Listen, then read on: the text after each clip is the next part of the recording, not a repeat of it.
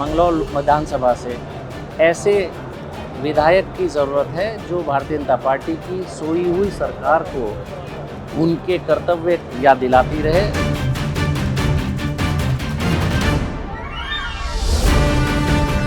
करतार सिंह भडाना क्या कह रहे हैं इसका मुझे जवाब नहीं देना, क्योंकि जो आदमी एक पार्टी में नहीं रहता उस आदमी को कोई जवाब नहीं देना। भडाना साहब का दल कौन सा था, भडाना साहब का प्रदेश कौन से दल में, कौन से प्रदेश में लड़े थे, कौन सी विधानसभा में लड़े थे, शायद डायरी बनानी पड़ी होगी, वो खुद भी याद नहीं रख सकते। और मंगलौर से आदरणीय श्री काजी निजामुद्दीन साहब को मैं मानता हूँ जनता के आशीर्वाद से सदन में पहुँचेंगे। मंगलौर के चुनाव का जो मैनिफेस्टो है उसमें सबसे ऊपर क्षेत्र का सर्वांगीण विकास।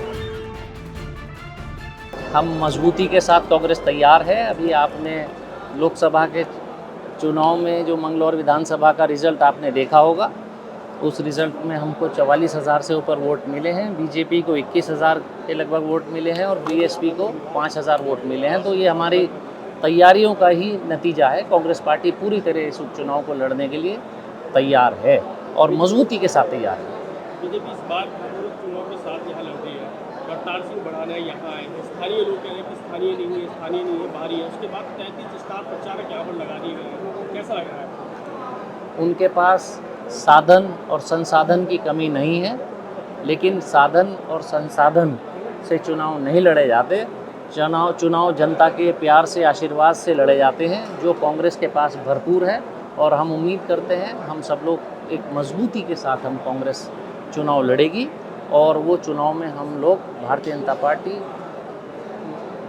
आसपास भी दिखाई नहीं देगी। इस चुनाव में जैसा लोकसभा में फ़र्क था वही फ़र्क रहेगा। कांग्रेस का जो मैनिफेस्टो वो मेरा मैनिफेस्टो। भडाना जी कह रहे हैं 2006 में मेरा टिकट काट दिया गया था, मेरे से डर गए हैं, ऐसा कुछ क्या हुआ था 2006 में?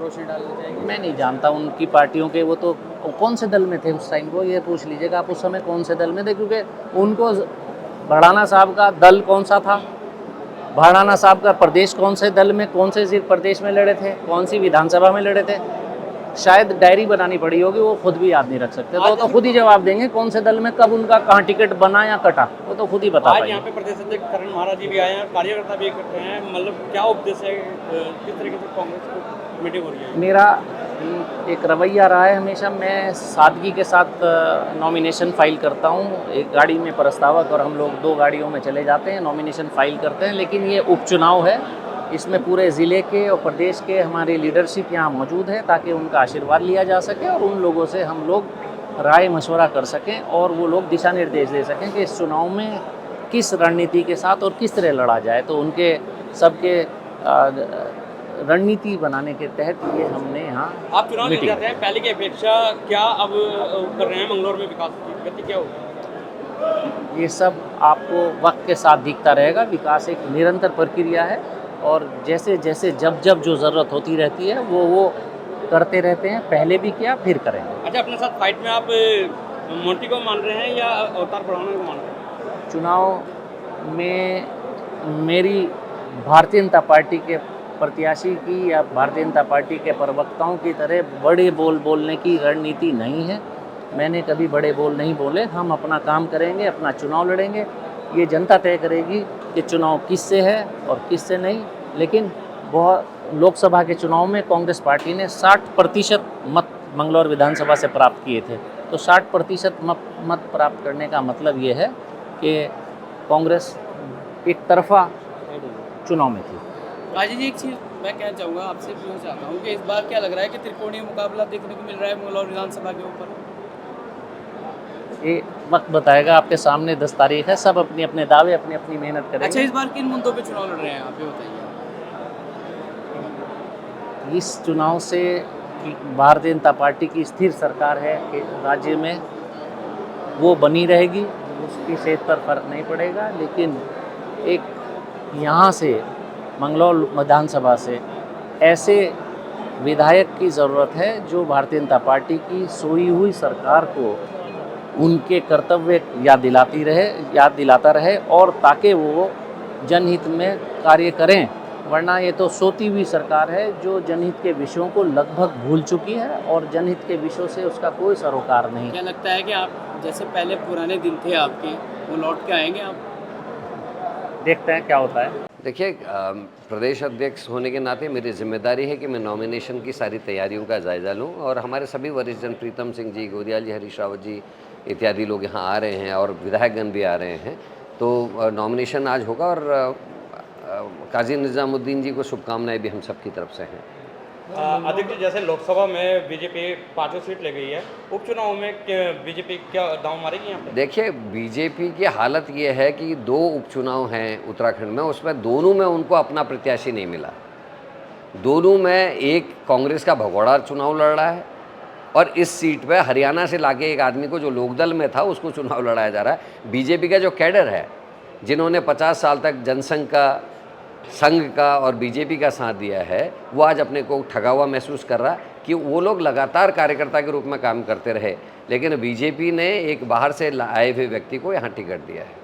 लेकिन बाहर से आए हुए व्यक्ति तो बोल रहे कि मैं यहीं पे हूँ, 6 साल पहले भी यहीं पे आया था। देखिए, वो कई पार्टियों में जा चुके हैं, बीजेपी में जा चुके हैं, लोकदल में से विधायक रहे हैं और अभी फिर हरियाणा में उन्होंने बड़ी ताकत से कोशिश की थी कि वो ज्वाइन करें, लेकिन हरियाणा के बीजेपी के जो कार्यकर्ता हैं बड़े होशियार हैं, उन्होंने उसको ज्वाइन नहीं करने दिया। तो गौतम जी उनको अपने कंधे में बैठा के यहाँ ले आए हैं देहरादून। अच्छा, मंगलोर में मैनिफेस्टो क्या है कांग्रेस का, कैसे जीतेगी? देखिए, डेवलपमेंट का मैनिफेस्टो है। Let me complete. आप बहुत तेज़ी में लग रहे हैं मुझे। ऐसा है, मंगलौर में किसानों की समस्याएं सबसे बड़ी हैं। गन्ना किसानों की लड़ाई को हमारे काजी भाई लड़ते रहे हैं। डेवलपमेंट की कई मामले हैं जिनको उठाते रहे हैं और उनके जो अपने इश्यूज़ हैं, यहाँ के मजलूमों के, स्कूल के, अस्पताल के, कोरोना में जो दिक्कतें रही उस मामले को जिस तरीके काजी निज़ामुद्दीन ने लड़ाई को सदन में लड़ा था, उन सभी विषयों को लेकर काजी निज़ामुद्दीन जी इस चुनाव में जाएंगे। जो पिछला चुनाव था उसमें 2022 का आपको याद होगा कि मामूली 400-500 के अंतर से वो रहे थे और उसके एक हफ्ते के बाद ही पब्लिक से आवाज़ आने लगी थी कि हमसे गलती हो गई, हमने एक पढ़े लिखे होनहार नौजवान को हराया है। और इस बार मुझे लगता है कि जिस तरीके से लोकसभा के चुनाव में काजी निज़ामुद्दीन जी का प्रदर्शन रहा है, हरिद्वार लोकसभा में सर्वाधिक मतों से कांग्रेस जीत के मंगलौर से आई। अध्यक्ष जी, अगर जब विकास की बात करें तो पिछले 20 साल यानी कि सर्वतकरण से पहले काजी के जो परिवार रहे, लेकिन आज तक विकास नहीं हो पाया। आप कैसे कह रहे हैं विकास नहीं हो पाया? क्या यहाँ जो उस समय के स्कूल्स खोले, कॉलेजेस खोले, जो सड़कें बनी, जो इनको किसानों के लिए जो चीज़ें हुई, पॉलिसीज़ बनी, उसमें क्या काजी निज़ामुद्दीन जी और उनके पिताजी का हाथ नहीं रहा है? शुगर मिल किसने लगाई?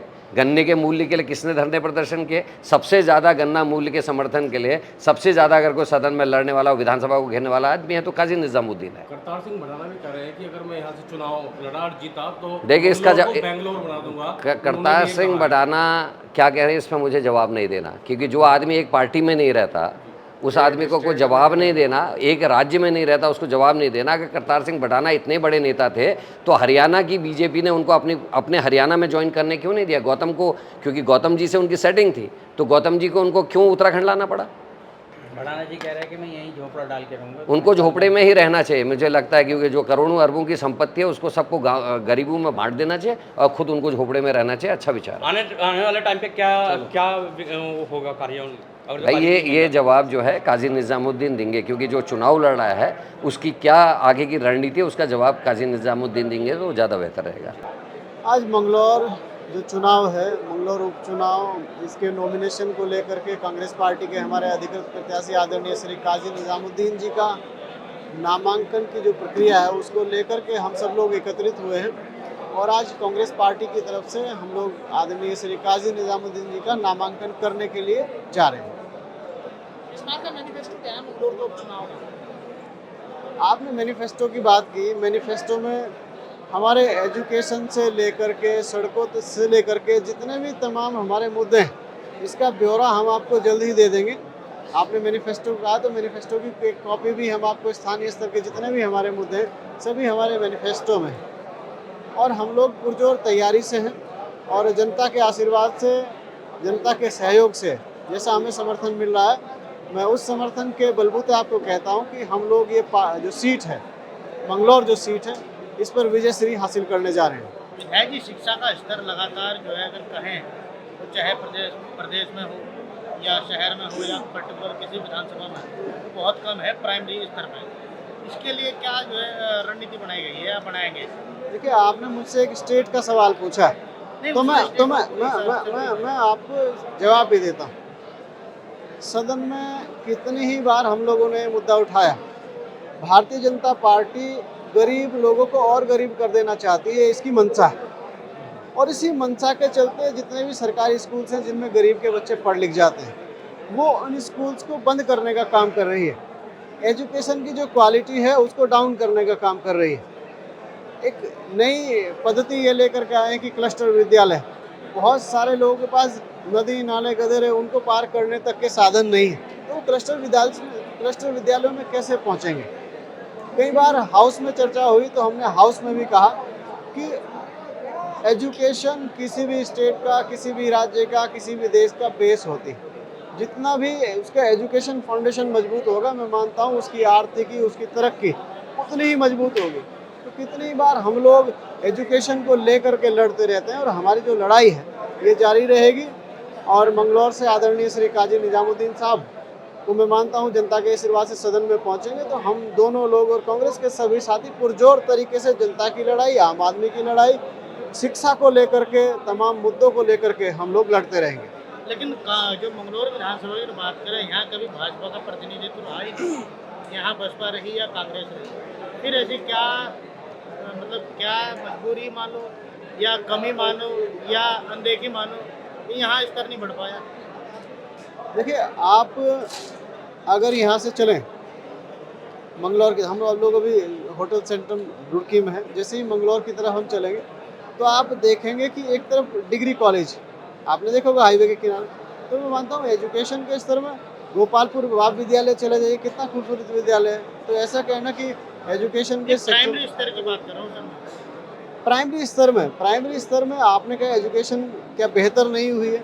एजुकेशन बेहतर करने के लिए स्टेट सेक्टर की जिम्मेदारी है। तमाम विद्यालयों में, स्कूलों में उनको टीचर्स उपलब्ध कराना, उनको तमाम तरह की सुविधाएं उपलब्ध कराना, ये स्टेट गवर्नमेंट का जिम्मेदारी है। और स्टेट गवर्नमेंट से हमने कई बार फंड्स की इत्यादि कई चीज़ों की मांग भी की है, लेकिन स्टेट गवर्नमेंट सरकारी स्कूलों को बढ़ावा देना ही नहीं चाहती है। जी, बरसात आने वाली है, आपके क्षेत्र में कैसी तैयारी है बरसात को लेकर, क्या प्रिपरेशन आपने बरता है? बरसात को लेकर के हमने क्षेत्र में जो नाला खुदाई और तमाम तरह की जितनी भी तैयारियां हैं, उन तैयारियों में हम लोग लगे हैं। कुछ जगहों पर तैयारियां हो चुकी हैं और कुछ जगहों की तैयारियां होने अभी बाकी हैं, उन पर हम पुरजोर तरीके से लगे हैं। बरसात में पानी जल भराव नहीं होगा? ऐसा नहीं कह सकते, प्रयास है कि जल भराव ना हो सकता है कि कहीं थोड़ा बहुत हो भी जाए, मैं ये नहीं कहता। एक सवाल हो रहा है, कांग्रेस की ओर से हर बार काजी जी को अपना प्रत्याशी नियुक्त किया जाता है, क्या काजी जी मजबूरी है कांग्रेस की या और कोई बेटर कैंडिडेट नहीं है विधानसभा में? देखिए, कांग्रेस पार्टी का टिकट चयन की एक अपनी प्रक्रिया है, जिसमें हम ग्राउंड रिपोर्ट से लेकर के कौन कितना मजबूत है, बूथ स्तर से लेकर के एक हमारी टीम है, हमारी एक कमेटी है, हमारा एक इंटेलिजेंस कांग्रेस पार्टी का, वो इंटेलिजेंस रिपोर्ट देता है। यहाँ का हमारा जो संगठन है वो रिपोर्ट देता है, और इस रिपोर्ट के आधार पर जिस क्षेत्र में जो भी प्रत्याशी मजबूत होता है उसको पार्टी टिकट देती है। हमारा जो मंगलौर का उपचुनाव है, हमारे कांग्रेस पार्टी के प्रत्याशी श्री काजी निजामुद्दीन साहब अपने समर्थकों से, हमारे प्रदेश के नेताओं से सबसे आशीर्वाद लेकर आज नॉमिनेशन करने के लिए रवाना होंगे। उसी के संदर्भ में आज यहाँ पर कार्यक्रम किया जा रहा है।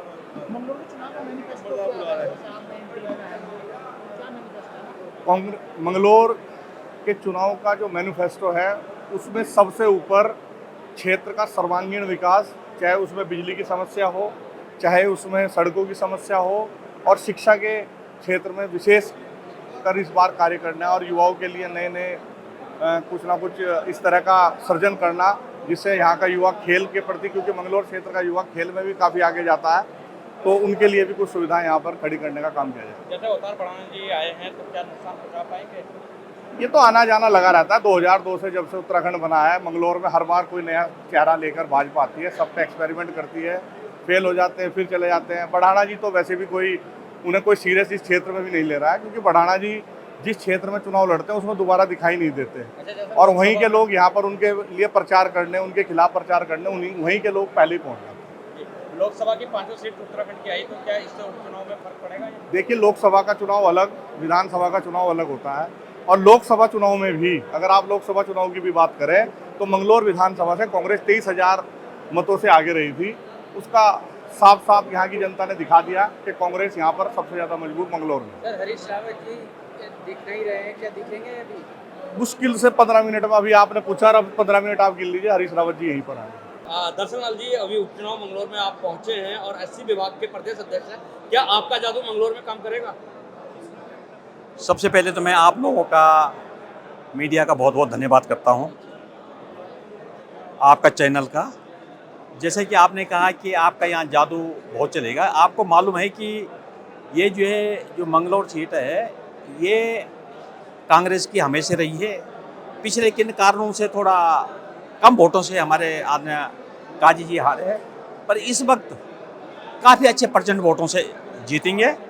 और मैं अनुसूचित जाति का प्रदेश अध्यक्ष होने के नाते मैं पार्टी को और आप लोगों को भी संज्ञान में ला रहा हूँ कि हमारा अनुसूचित जाति का जो भी व्यक्ति है वो सब कांग्रेस के साथ है, कोई बंटा हुआ नहीं है।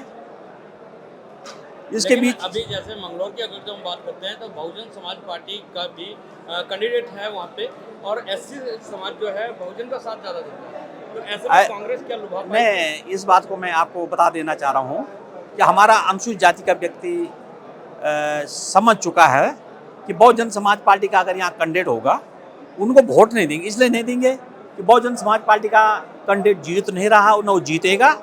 और देश के अंदर और इस उत्तर प्रदेश के अंदर आपने आदरणीय बहन जी का जो कार्यक्रम देखा, वो बिल्कुल एक जीरो है। उसके तरफ सबका, अनुसूचित जाति का जो भी दलित समाज का, सबका वहाँ भंग हो चुका, उसके तरफ किसी को ध्यान नहीं, सबका कांग्रेस की तरफ है। क्या आप मानते हैं विधानसभा और लोकसभा चुनाव के अंदर लोगों की स्ट्रेटेजी बदल जाती है? ऐसा है, कुछ बदलने का वो नहीं है। आप सब समझ चुके हैं, हमारा अनुसूचित जाति का व्यक्ति सब समझ चुका है कि उन्होंने लोकसभा में भी कांग्रेस को वोट दिया है और इस वक्त वो कांग्रेस को ही वोट देंगे।